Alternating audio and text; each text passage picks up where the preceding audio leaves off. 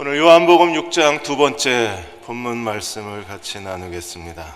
도널드 트럼프 대통령이 45대 미국 대통령으로 공식 취임을 하셨습니다. 트럼프 대통령은 두 가지가 특별합니다. 하나는 정치 경험이 전혀 없는 사업가 출신의 대통령이고, 또 하나는 역대 대통령 가운데 제일 고령자입니다. 만 70세입니다. 취임사에서 드디어 우려했던 대로 미국 우선주의를 선포를 했습니다. 수십 년간 미국이 자기네들 것으로 다른 나라를 지켜왔는데 이제부터는 아니다. 이제 모든 무역, 이민, 외교, 세금에 있어서 미국민을 우선으로 하겠다. 미국의 이익을 먼저 챙기겠다고 선언을 했습니다. 만일에 미국의 보호주의 무역이 강화가 되면 한국은 또 한 번 경제적으로 큰 파도가 몰아칠 수밖에 없습니다. 그래서 경제에 관계되신 분들이 미국이 어떻게, 트럼프 대통령이 어떤 정책과 또 어떤 제도를 펼쳐나갈지에 대해서 민감하게 바라보고 있습니다. 오늘 제자들이 오병이어의 기적이 끝난 다음에 갈릴리 호수를 지나가는데 제자들이 배 안에 있는 동안에 갑자기 갈릴리 호수에 큰 바람이 불고 파도가 몰려옵니다. 우리도 살아가는 동안에 개인적으로, 가정적으로, 교회적으로, 이 시대적으로 큰 파도와 성난 물결로 인해서 고통스러운 절망에 처할 때가 있습니다.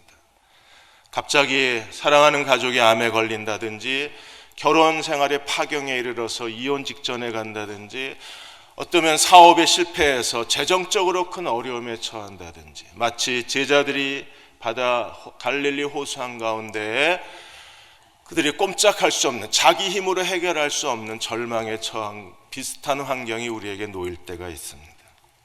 어떤 일이 있었나요? 17절에 보시면 그들이 이미 날이 어두워졌고 예수님 없이 건너편으로 배를 노저 가고 있었습니다. 그러자 18절에 큰 바람이 불고 파도가 덮쳤습니다. 19절에 그들은 노를 열심히 저었지만 그러나 겨우 10여리 정도밖에 가지를 못했습니다. 갈릴리 호수는 너비가 12km입니다. 10여리를 갔다 그러면 5km 내지 6km 정도 그들이 간 거기 때문에 호수 한복판에 배가 멈춰 쓴 겁니다. 길이가 21km, 그 깊이가 아주 깊은 곳은 48m에서 50m까지 이르릅니다. 노련한 뱃사공이었던, 어부이었던 제자들도 이 거친 바다 앞에서 그들은 죽음의 두려움을 느꼈을 것입니다. 그때 예수께서 제자들에게 가까이 오시자 제자들이 두려워했습니다.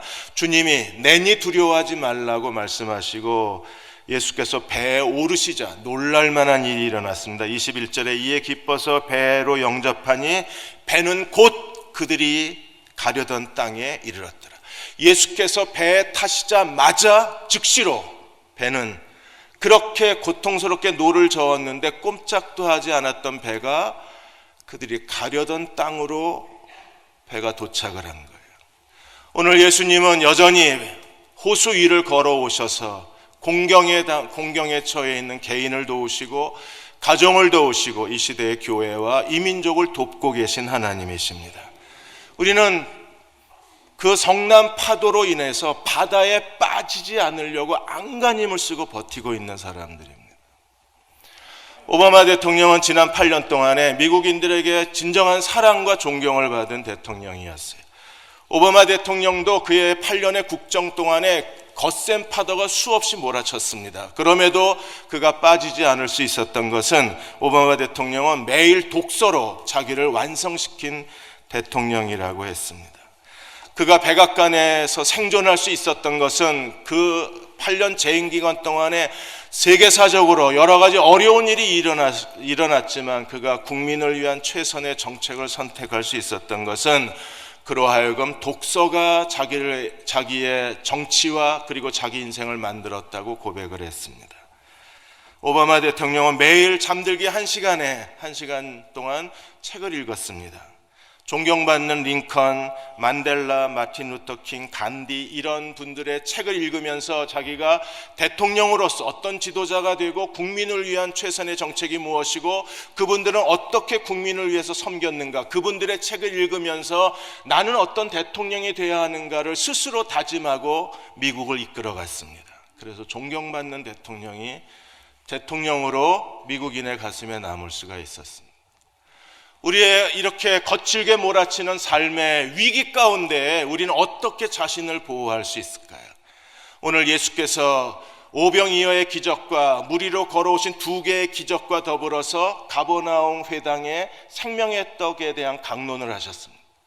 오병이어의 기적은 오늘 우리에게도 일어날 수 있고 물 위로 걸어오셔서 제자들을 도우신 주님의 기적은 오늘 우리에게 일어날 수 있습니다.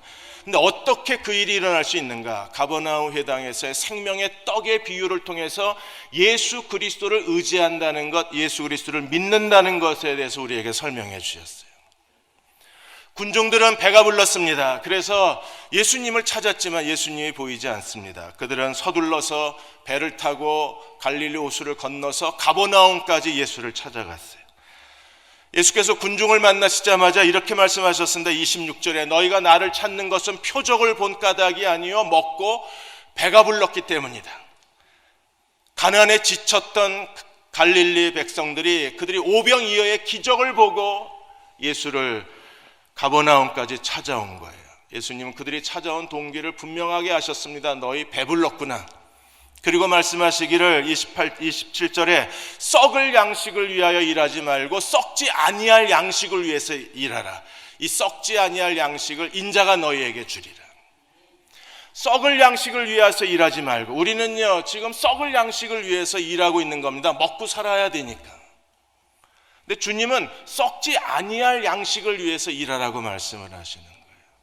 군중들은 썩지 아니할 양식을 위해서 일하라는 말을 하나님을 위해서 일하라는 말로 받아들였습니다. 그래서 우리가 어떻게 하여야 하나님의 일을 하오리까? 라고 진지하게 묻자 예수께서 29절에 하나님의 일에 대해서 이렇게 설명하셨습니다. 예수께서 대답하여 이르시되 하나님께서 보내신 일을 믿는 것이 하나님의 일이라. 예수 그리스도를 믿는 것, 이게 하나님의 일이랍니다. 우리가 교회에서 봉사하고 여러 가지 교회 안에서 우리에게 맡겨진 사명을 감당하는 것 외에 예수 그리스도를 믿는 것이 하나님의 일이다. 예수 그리스도를 믿는 게 어떻게 하나님의 일이 될까요? 오늘 예수께서 군중과 더불어서 네 가지 서로 질문하고 대답을 주고받는데 이 예수님과 군중들의 대화 속에서 하나님의 아들을 믿는다는 게 무엇인가를 우리에게 설명해 주고 있어요.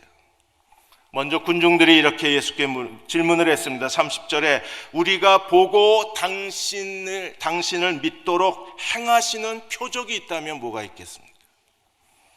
이미 오병이어의 기적을 보았던 이 군중들은 하늘에서 내려온 모세의 만나를 생각했어요. 오병이어의 기적이 펼쳐지는 그 장엄한 하나님의 기적의 현장에서 그들은 마치 구약시대의 모세를 생각했을 겁니다. 아마 구약시대에도 이렇게 하나님이 하늘로부터 만나를 내려서 자기 백성을 먹이지 않으셨을까? 그래서 예수님이 보여주셔야 할 표적이 있다면 아마 만나가 아닐까? 그래서 31절에 하늘에서 그들에게 떡을 주어 먹게 하였다 한과 같이 우리 조상들이 광야에서 만나를 먹었는데 당신은 우리에게 무엇을 줄 수 있느냐? 이미 오병이어로 하나님의 기적을 맛본 사람들은 예수께 또 다른 떡을 요구하는 거예요. 당신은 우리에게 무엇을 줄 수 있느냐? 그래서 예수님이 또 다른 떡에 대해서 이렇게 말씀을 하셨어요. 32절에 예수께서 이르시되 내가 진실로 진실로 너희에게 이르노니 모세가 너희에게 하늘로부터 떡을 준 것이 아니라, 그 모세가 준 게 아니라 누가 줬어요? 하나님이 하늘로부터 양식을 비같이 내리셔서 이슬처럼 내리셔서 자기 백성을 40년 동안 광야에서 만나로 먹이셨습니다. 하늘로서 만나가 내렸어요. 그런데 하늘로부터 먹을 떡을 준 것이 아니라 내 아버지께서 너희에게 하늘로부터 참떡, 구약의 만나가 아니라 진짜 떡을 너희에게 주실 텐데 그 떡은 어떤 떡입니까? 33절 하나님의 떡은 하늘에서 내려 세상에 생명을 주는 떡이라. 그러자 군중들이 두 번째 대화를 이어갑니다. 군중들이 예수께 뭐라고 요청을 했어요? 34절에 주여 이 떡을 우리에게 항상 우리에게 주옵소서. 요한복음 4장의 사마리아 여자가 생각납니다. 예수께서 내가 주는 물을 먹는 자는 영원히 목마르지 아니하리라고 말씀을 하자 사마리아 여자가 예수께 두 눈을 크게 뜨고 뭐라고 요청했어? 이 물을 내게 주셔서 나로 목마르지 않게 해주시고 이 운물에 물을 길러오지 않게 하여 주옵소서. 예수께서 하늘의 떡은 사람들에게 생명을 주는 생명의 떡이라고 말씀하시자 군중들은 이 떡을 우리에게 주어서 우리로 하여금 굶주리지 않게 하여 주옵소서. 그러자 이 군중의 요청에 대해서 예수님이 그리스도가 어떤 분이신가에 대해서 설명을 하는 거예요. 여러분, 예수님은 어떤 분이십니까? 34절에서 37절까지 이렇게 말씀하셨습니다. 예수께서 이르시되 나는 생명의 떡이니 내게 오는 자는 줄이지 아니할 것이요 나를 믿는 자는 영원히 목마르지 아니하리라. 나는 무엇이다? 예수님이 7번 자기 선언을 하셨는데 우리가 믿는 예수님은 누구십니까? 나는 생명의 떡이다. 그러므로 그리스도를 믿는 사람들은요 결코 굶주리지 아니하고 결코 목마르지 아니할 것을 약속해 주셨어요. 그분이 생명의 떡이시기 때문에 그리스도에게 오는 사람들은 굶주리지 않고 그리스도를 믿는 사람은 목마르지 않게 될 것입니다. 그러나 사람들이 이 생명의 떡이신 예수께 어떤 반응을 했나요? 36절에 나를 보고도 믿지를 않았습니다. 사람들이 왜 믿지를 않나요? 37절에 아버지께서 내게 주시는 자는 다 내게로 올 것이요 내게 오는 자는 내가 결코 쫓아내지 아니할 것이라. 아버지께서 내게 보내주신 자만이 나를 믿는다는 거예요. 그리고 그리스도를 믿으면 어떻게 되나? 예수께 가는 자는 오는 자는 굶주리지 않을 것이고 예수를 믿는 자는 목마르지 아니할 것이라. 생명의 떡이시기 때문에. 여러분, 예수님이 여러분의 생명의 떡이심을 믿으십니까? 그렇다면 지금 나에게 진정한 만족이 있나요? 거룩한 만족감이 있나요? 목마르지 않고 굶주리지 않을 것이라. 우리는 그리스도 안에서 하나님의 아들이 주는 이 참된 만족을 누리고 사는가? 우리 자기 자신에게 질문을 해야 합니다.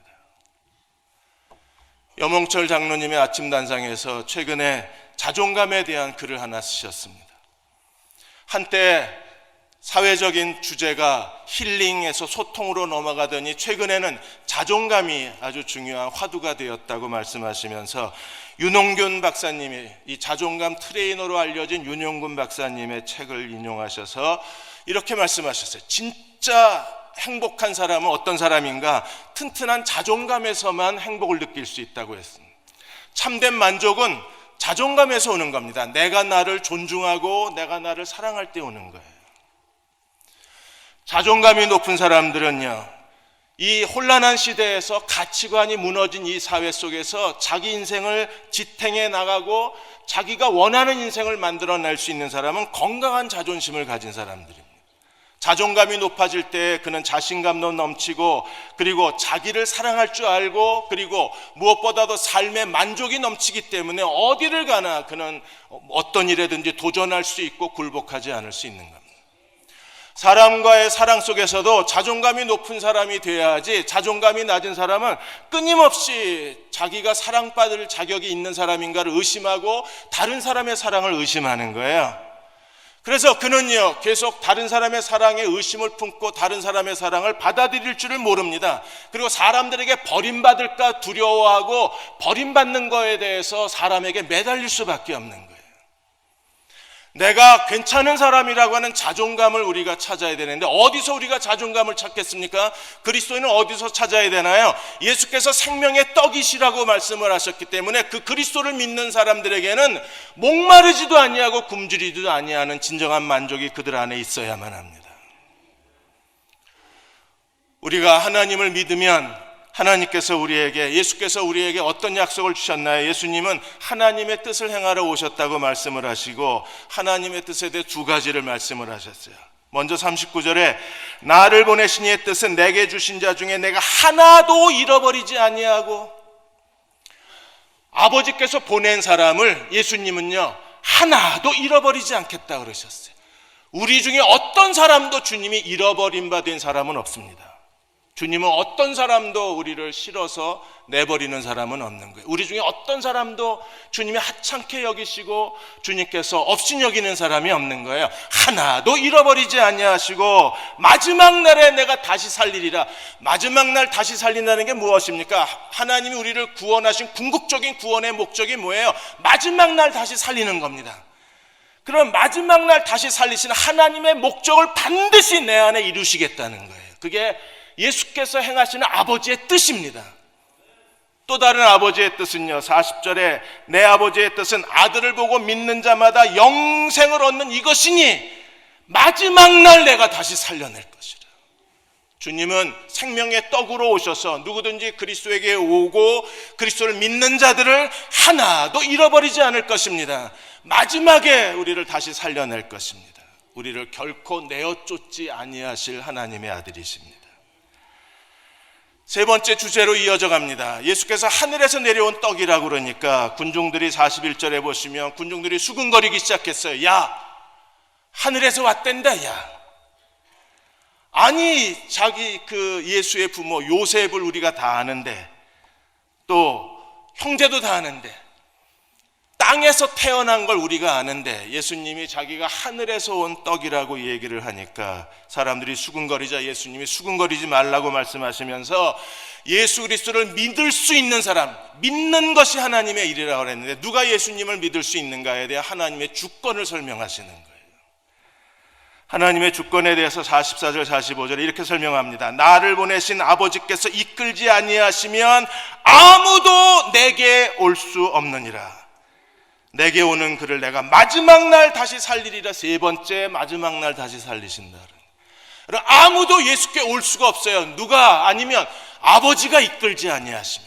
오늘 여러분이 예수 믿고 오늘 이렇게 하나님을 예배할 수 있는 것은 아버지가 이끄셨기 때문에 우리가 그리스도에게로 올 수 있고 그리스도를 믿음으로 구원받는 겁니다. 45절에 다시 한번 선지자에게 그들이 다 하나님의 가르치심을 받으리라 기록되었으니 아버지께 듣고 배운 사람마다 내게로 오느니라. 아버지로부터 듣고 배운 사람만이 그리스도에게 와서 그리스도를 믿고 구원받아서 영생을 얻게 되는 거예요. 아버지가 이끌지 아니하시면 누구도 예수께 나올 수 없는 겁니다. 우리가 아버지의 이끄심을 받아서 예수께 와서 예수님을 믿으면 어떻게 됩니까? 47절에 진실로 진실로 너희에게 이르노니 믿는 자는 영생을 가졌나니 내가 곧 생명의 떡이로다. 우리가 35절에 생명의 떡이라고 주님이 선언하시고 48절에 다시 생명의 떡이라고 말씀을 하시는 거예요. 크리스천 에드 미션에서 필리핀에서 일어난 그 무슬림 지도자가 어떻게 회심을 하고 전도자가 되었는가에 대한 기사가 실렸습니다. 필리핀 무슬림 공동체의 지도자의 이름이 다투라는 사람입니다. 이 다투라는 사람이 그 무슬림 공동체 지역에서 복음 사역을 하는 마그위스 목사를 핍박을 하고 그리고 큰 손해를 입히고 고통스럽게 잔인할 정도로 고통스럽게 마그위스 목사의 사역을 방해를 했습니다. 그런데 필리핀반 로미오 줄리엣 사건이 일어난 거예요. 마그위스 목사의 아들이 이 다투 무슬림 종교 지도자의 딸을 사랑한 겁니다. 왼수의 아들을 사랑하게 되고 왼수의 딸을 사랑하게 된 거예요. 그래서 다투가 자기 딸이 그 목사의 아들을 사랑한다는 거에서 분개를 해서 목사의 아들을 죽이려고 했는데 이 목사의 아들이 워낙 착한 아이예요. 인격적으로 사람들에게 존경을 받고 사람들에게 예의 바르고 선한 일을 하기 때문에 무슬림 공동체의 사람들이 이 아들을 죽이면 안 된다고 오히려 다투를 말려요. 그래서 다투가 둘이 연애하는 걸 허락을 했는데 이제 결혼까지 하게 된 겁니다. 그래서 결혼도 허락을 했는데 이 마그위스 목사가 와서 우리는 목사라 기독교식으로 해야 되니까 기독교식으로 허락해달라. 그래서 다투가 기독교식으로 하라고 허락을 하고 결혼식에 가서 앉은 거예요. 마그위스 목사님이 결혼 주례를 해야 되는데 이분이 거기서 기도하고 준비해서 복음을 전해버렸습니다. 결혼식장에 앉아서 꼼짝없이 복음을 듣고 그 자리에서 이 다투가 자기 가족하고 더불어서 예수를 믿은 거예요. 그리고 한 달 뒤에 침례를 받았습니다. 무슬림 공동체가 폭동이 일어났습니다. 그리고 이 다투 가족을 공격하기를 시작하는 거예요. 공격을 받고 핍박을 받으면 받을수록 다투는 더 담대하게 예수는 그리스도라고 전하고, 나중에 무슬림 공동체가 안 되니까 다투를 몰래 끌고 가서 사람들이 등에 칼로 찢고 그리고 목을 베어서 순교를 당합니다. 그 순간까지 복음을 전한 거예요. 누가 이럴 수 있습니까? 아버지께서 이끄셔야 되는 거예요. 누가 이렇게 자기 생명을 내어놓고 그리스도가 하나님의 아들이시면 우리의 구세주라는 걸 증거할 수 있습니까? 영생을 가진 사람들만이, 영생을 확신하는 사람들만이 죽음을 내어놓고 끝까지 그리스도가 하나님의 아들이심을 증거할 수 있는 거예요. 내가 생명의 떡이라고 말씀하시면서 주님은 군중들에게 다시 만나와 생명의 떡에 대해서 설명을 하시는 겁니다. 그래서 49절에 너희 조상은 광야에서 만나 먹고 다 죽지 않았냐? 그리고 50절에 하늘에서 내려오는 떡, 하늘의 떡에 대해서 두 번에 걸쳐서 설명해요. 50절에 이는 하늘에서 내려온 떡이니 사람들로 하여금 먹고 죽지 아니하게 하는 것이요, 이 하늘의 떡을 먹은 사람은 죽어도 죽질 않는 겁니다. 여러분도 언젠가 우리는 다 늙어서 죽을 수밖에 없지만, 그러나 예수 그리스도를 믿고 구원받은 사람은 죽어도 죽지 않는 것을 믿으십니까? 우리가 영생이 있기 때문에. 이게 하늘의 떡에 대한 첫 번째 설명이고, 두 번째 51절에 나는 하늘에서 내려온 살아있는 떡이니 이 떡을 먹으면 영생하리라. 근데 이 떡이 인절미인가요? 이 떡이 백설기인가요? 이 떡이 가래떡인가요? 무슨 떡이에요? 이 떡에 대해서 사람이 이 떡을 먹으면 영생하리라. 내가 줄 떡은 곧 세상의 생명을 위한 내 살이라. 자기 몸을, 자기 육체를 예수님이 날 먹어! 그러면 너희가 영생하리라. 군중들이 얼마나 놀랐을까요? 그래서 네 번째 이야기가 펼쳐지는 거예요. 52절에 보시면, 그러므로 유대인들이 서로 다투어서 이제 싸움이 일어났습니다. 이 사람이 어떻게 능히 자기 살을 주어 먹게 하겠느냐? 야, 자기 뜯어 먹으랜다. 야, 우리 보고 식인종이 되란다. 야, 어떻게 뜯어 먹으라고? 삶아 먹어? 구워 먹어? 벗겨 먹어? 어떻게 먹어야 돼? 그래서 사람들이 다투기 일어났어요. 야, 자기를 먹으래. 사람들이 이해가 안 되는 겁니다. 여러분이 이해가 되십니까? 나를 먹으면 영생을 얻으리라. 그러죠. 사람들이 굉장히 순진한 사람들이잖아요. 갈릴리 사람들이. 야, 뜯어 먹으래. 뭐 어떻게 먹으라고? 우리 뭐 식인종이 되라는 얘기냐? 그러자 예수님이 살과 피에 대해서 4번이나 얘기를 했어요. 여러분, 예수님은 자기의 목숨을 우리에게 내어주신 분이십니다. 십자가에 죽으시고 부활하셔서 자기 목숨을 우리를 위한 희생제물로, 화목제물로 내어주신 분이세요. 그 사랑, 그 희생 때문에 우리가 예수 그리스도를 믿고 영생을 얻는 거예요. 그 하나님의 생명이 살아있는 사람들은 아버지의 이끄심을 따라서 거룩한 생명, 영원한 생명을 얻은 사람들은, 그리스도를 믿은 사람들은 오늘도 아버지의 이끄심을 따라서 순종하기만 하면 하나님의 뜻이 성취가 되는 겁니다.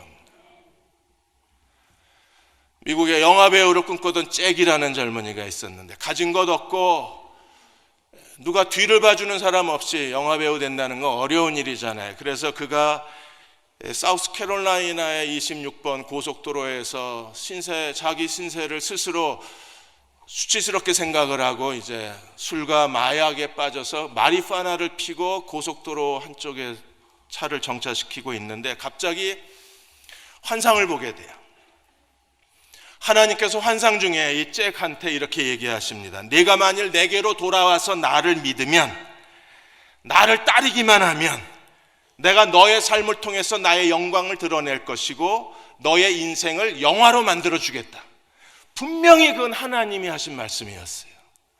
그래서 잭이 27살 때 주님께로 돌아와서 예수를 믿고 열심히 주님을 따랐습니다. 그런데 몇 년 동안 아무 일도 안 일어납니다. 그는 실망하고 남아프리카 공화국으로 가요. 거기서 그가 서핑 선수였기 때문에 서핑 대회를 열고 서핑 대회 스텝으로 참석하게 됩니다.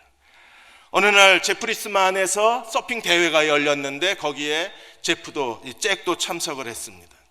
근데 그날 잭이 그 서핑 대회에 참석한 날, 헐리우드의 유명한 영화배우 브루스 맥도널드 감독이 완벽한 파도라는 영화를 찍기 위해서 남아프리카 공화국으로 영화 로케이션을 떠나서 와요. 그리고 적당한 해변을 찾다가 지금 잭이 서핑 대회를 하고 있는 제프리스 만까지 찾아옵니다.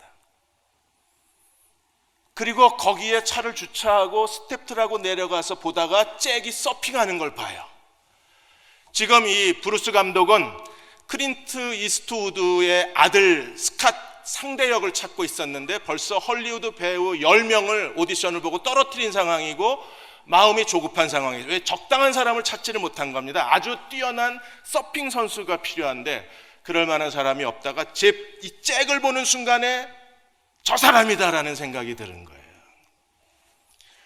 잭이 나오자마자 잭도 이 브루스 감독을 만나는 순간에 두 사람이 서로 악수할 때 마치 영혼에 뭔가가 클릭하는 느낌이 들었다 그럽니다. 그 자리에서 스카웃되고 그 자리에 캐스팅이 되고 그 자리에서 대본 연습을 하고 그리고 그 자리에서 계약서를 쓴 거예요.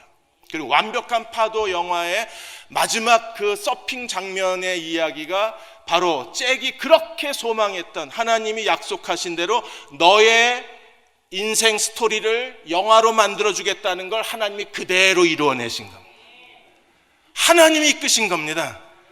잭이 남아프리카 공화국에 서핑을 위해서 간 것도 그 브리스 감독이 남아프리카 공화국까지 영화 촬영장 세트장을 찾은 것도 전부 하나님이 이끄시고 하나님이 그 일을 이루어내시는 거예요.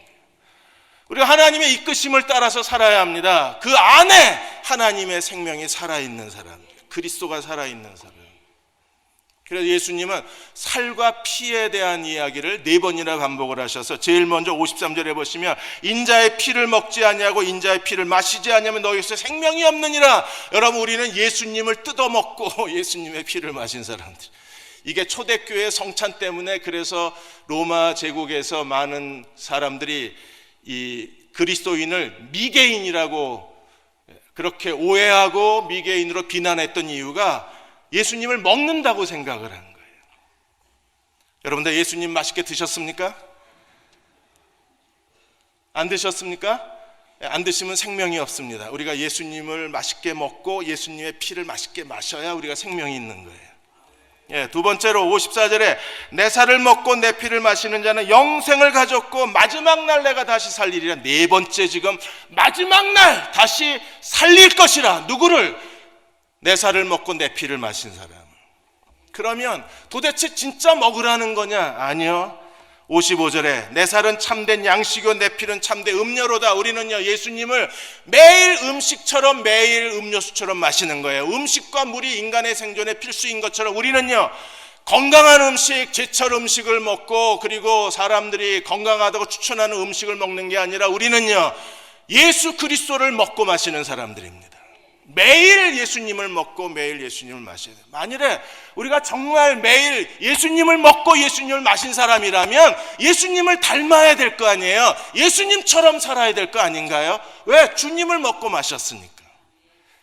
주님을 먹고 마신다는 것. 세 번째는요 56절에 내 살을 먹고 내 피를 마시는 자는 내 안에 거하고 나도 너 안에 거하느니라. 예수님과 완전한 연합을 이루는 거예요. 주님이 내 안에, 내가 주님 안에 있습니다. 완전한 연합의 상징이 뭐예요? 내 살을 먹고 내 피를 마시는 거예요. 우리는 성찬을 할 때마다 이 사실을 기억해야 합니다. 내가 주님 안에 있고 주님이 내 안에 있다는 걸 기억해야 합니다. 그러면 주님 안에 연합했다는 건 뭘 상징하는 걸까요? 어떻게 사는 걸 의미합니까? 57절에 살아계신 아버지께서 나를 보내시며 내가 아버지로 말미암아 사는 것 같이 나를 먹는 그 사람은 나로 말미암아 살리라. 오병이어의 기적에서 생명의 떡을 말씀하시고 무리를 걸어오신 예수님이 예수님의 배에 계시자마자 제자들이 원하는 곳으로 갔어요. 예수님이 계시지 않았을 때에는 파도의 고통을 당했지만 예수님이 계시자 순식간에 배는 원하던 곳으로 갔습니다. 우리 안에 우리가 예수님이 살과 피가 되어서 우리가 예수님을 먹고 마시면 예수님 우리 안에 계시며 우리가 예수 그리스도로 말미암아 사는 자가 되면 어떤 일이 벌어질까요? 우리는 주님이 원하시는 곳에 갈 수가 있습니다. 더 이상 이길 수 없는 싸움하지 마십시오. 여러분이 그 뱃속에서 아무리 괴롭게 노를 저어도 파도를 이길 수는 없어요. 내가 해결할 수 없는 문제입니다. 저희 교우 중에 한 분이 병원에 가서 남편 진료를 받았는데 갑자기 담낭 3기 판정을 받았습니다. 병원에서 더 이상 희망이 없다는. 결혼의 위기, 파경의 위기를 숨기고 매일 눈물로 예배드리는 분도 계십니다.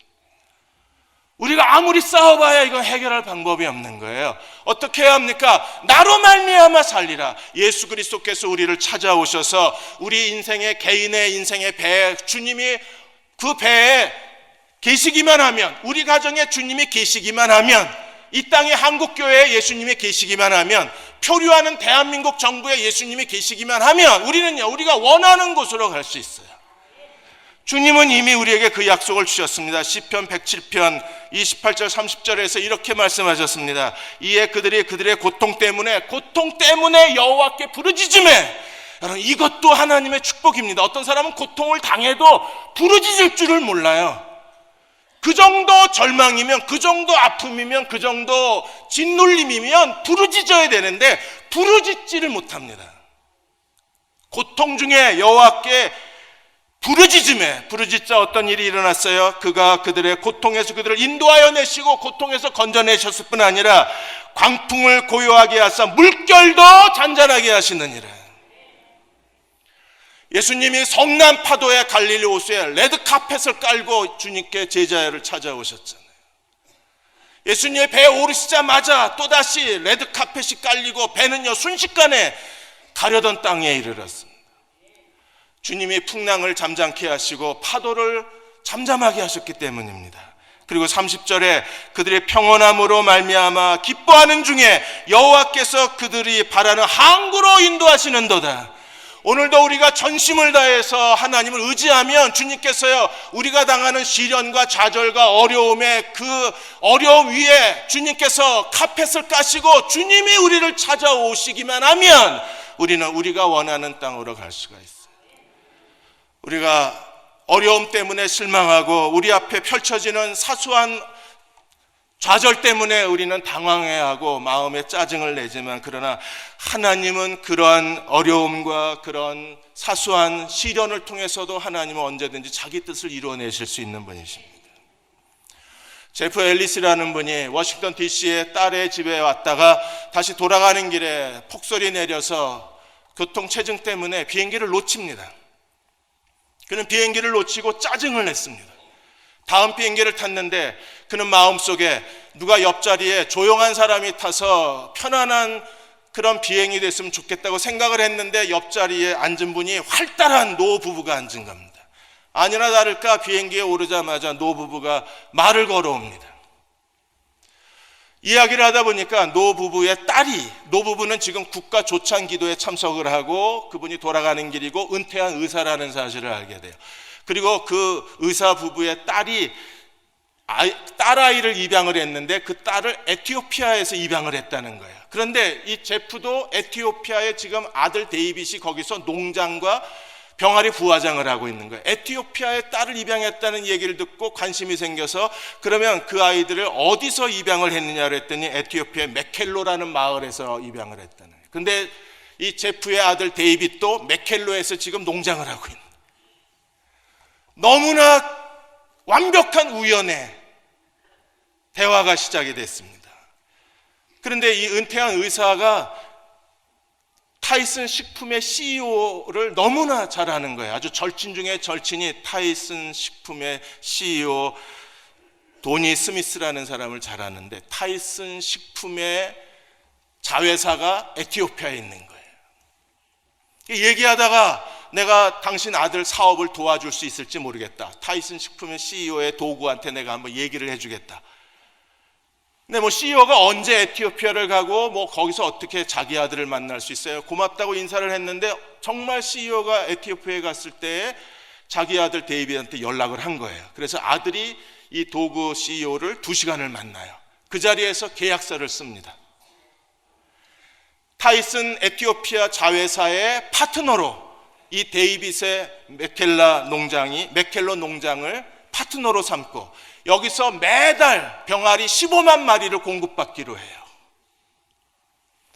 아들은요, 그 메켈로 지방에 가서 그곳에 이 병아리 농장 부화장과 농장을 통해서 그 지역의 가난한 사람들을 돕겠다고 하나님의 사랑을 실천하러 간 거거든요.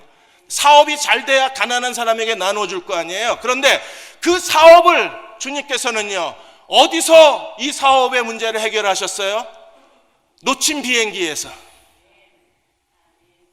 조용한 사람이 앉았으면 바랐는데 말 많은 노인 부부가 정말 인생에 짜증나는 순간에 주님께서는 그 위에 레드카펫을 까시고 오셔서 자기 아들의 오랜 기도를 응답하신 거예요. 그것도 아주 타이슨 식품 큰 회사의 파트너가 되게 하셨어요.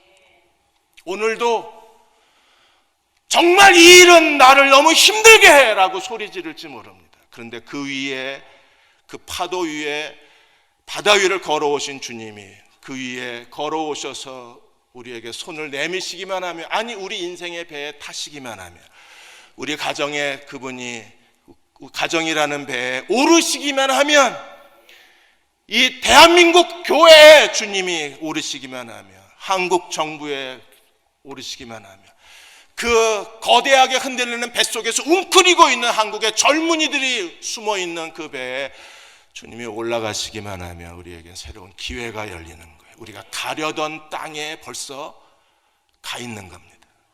그 기적을 누리시는 저와 여러분이 되시기를 주의 이름으로 축원합니다.